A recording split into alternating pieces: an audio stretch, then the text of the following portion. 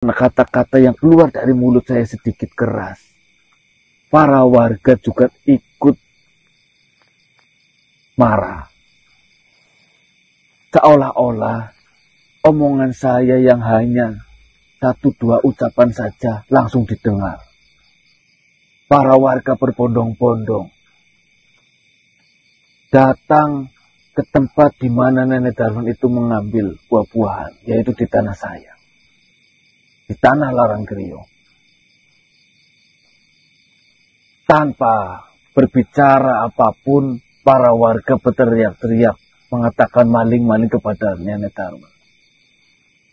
Dan para warga membawa getah pinus dan disiramkan kepada tubuh Nenek Darwin.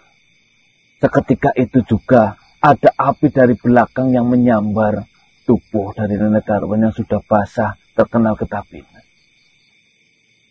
Itu yang membuat kobaran api semakin membesar.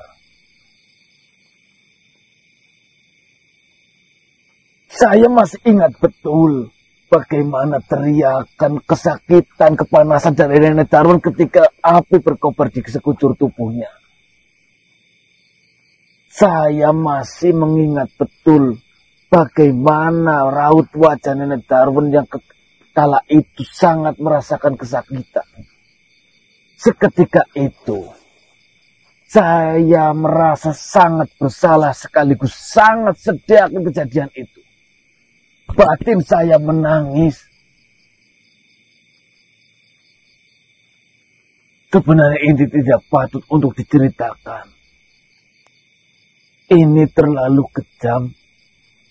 Ini adalah aib yang sangat buruk untuk diingat. Tetapi apalah daya. Nasi yang dulunya enak sekarang sudah menjadi bubur yang lembek. Kutukan keluar dari mulut Nenek Darwin.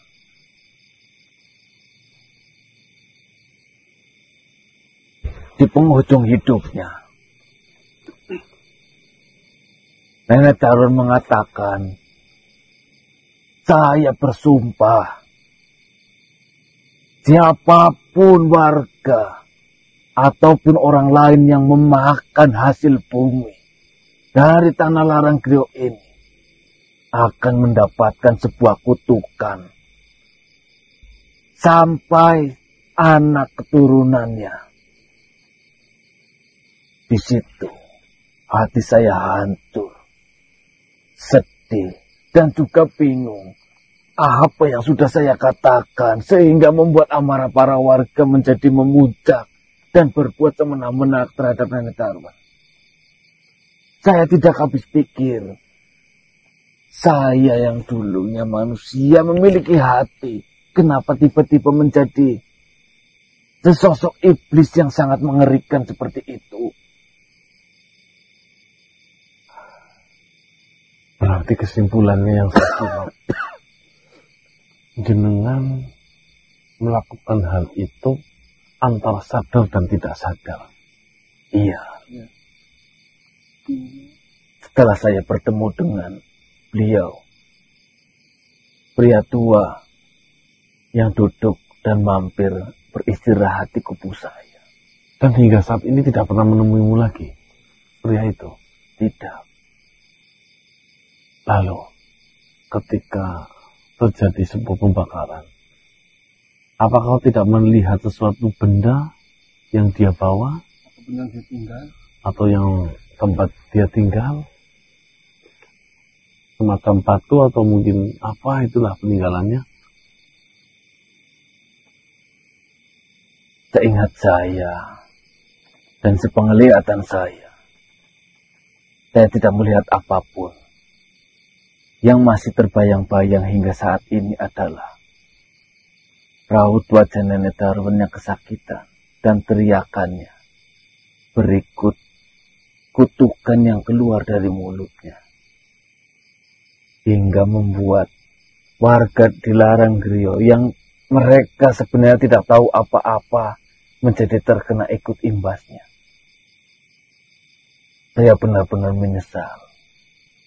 Kalaulah waktu dapat diulang, kejadian di masa lampau, kejadian aib yang sangat menyedihkan dan sangat memalukan ini, saya akan rawat Nenek Darwin seperti saya merawat ibu saya sendiri. Tetapi itu percuma. Itu sudah berlalu ratusan tahun yang lalu. Sekarang yang bisa saya lakukan, setiap hari saya berdoa. Saya mendoakan Nenek Darwin tenang di alam sana. Dan kutukan yang sudah dia ucapkan terhadap tanah Laranggriyo benar-benar sudah terlepas. Walaupun saya rasa itu mustahil, tetapi doa selalu terpanjatkan oleh saya. Saya masih punya hati nurani manusia. Baiklah Juragan, saya sekarang sudah memahami. Kesimpulannya kau melakukan itu semua tanpa dalam kondisi sadar. Iya. Apakah kau ingin masalah ini selesai, Juragan? Saya adalah orang pertama yang berkeniatan tinggi untuk menyelesaikan masalah yang ada di Laranggriyo. Karena saya rasa ini adalah hasil dari ulah saya. Seperti ini, Juragan. Mungkin beberapa hari ini saya ini akan membutuhkan informasi dari Juragan. Jadi saya harap Juragan membantu perjalanan kami, terutama dalam menunjukkan di mana lokasi kejadian pembakaran. Satu, yang kedua, di mana lokasi tempat tinggalnya si Nenek Darwin beserta suaminya. Ini semakin terlihat dan semakin jelas. Dengan harapan besar nanti kita bisa menyelesaikan hal tersebut, agar rasa salah yang menghantui Juragan di setiap harinya akan perlahan itu akan terlepas dan digantikan menjadi kebahagiaan tanpa ada rasa salah yang terus menakut-nakuti. Amin. Saya sangat berharap akan hal itu. Ya mungkin nanti setelah saya sholat subuh, nanti saya panggil Juragan lagi. Ya manusia.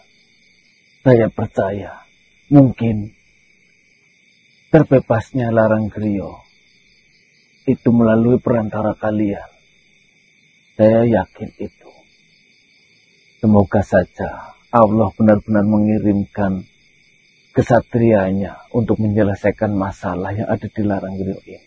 Amin, amin, amin. Makasih. Ya, sehat-sehat ya, Juragan Simin. Ya. Assalamualaikum warahmatullahi wabarakatuh. Waalaikumsalam.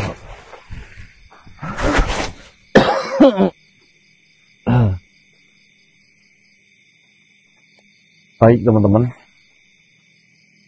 dari apa yang tadi sudah diceritakan oleh Juragan Simin, ya, itu timbul penyesalan yang amat sangat mendalam. Ya. Dan ternyata ada fakta yang mengejutkan yang kita tidak tahu teman-teman. Ternyata usut punya usut, Juragan Simin sendiri meneriaki maling terhadap si perempuan yang bernama Darwin itu dalam kondisi yang tidak sadar, seperti dipengaruhi oleh kakek-kakek yang memberikan lintingan. Jadi di sini itu semakin jelas, seperti ada yang memainkan. Lalu siapa dalangnya di balik ini semua? Apakah kita akan mengerucut kepada lembut penjagoan lagi? Kasio, kan dalam pembakarannya Juragan Simin, Pak. Malah kena itu melakukan sebagai bukti gara-gara tembakau dan Joko. Joko itu yang memang mempermainkan hal itu demi mendapatkan batu. Melakukan kan memang sadar. Batu si Gumino didapatkan itu ya langsung diberikan, dan yang menjadi tujuannya Joko segera tercapai ya, Mas. Sholat isya jadi nanti iur. Oh iya. Ya udah teman-teman, tolong bantu mikir di sini, komentar. Mas, ini tolong bantu mikir, nanti saya baca satu-satu. Iya. Dan kita bekerja bareng-bareng, berpikir bareng-bareng. Walaupun jenengan dari rumah, namun jenengan bisa merasakan vibes-nya di sini. Walaupun kita orang Indonesia, otak tetap harus dipakai manusia. Tolong dibantu. Mau bawa Indonesia kamu dah? Salah.